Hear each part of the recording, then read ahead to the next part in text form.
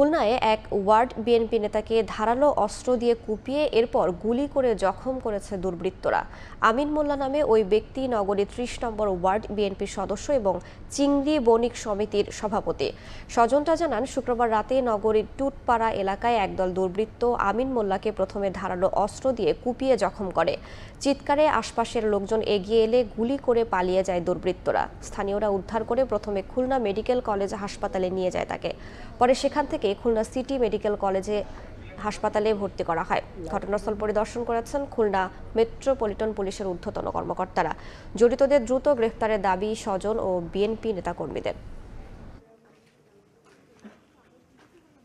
4টে motorcycle ছিল আর মুখ বান্ধা ছিল।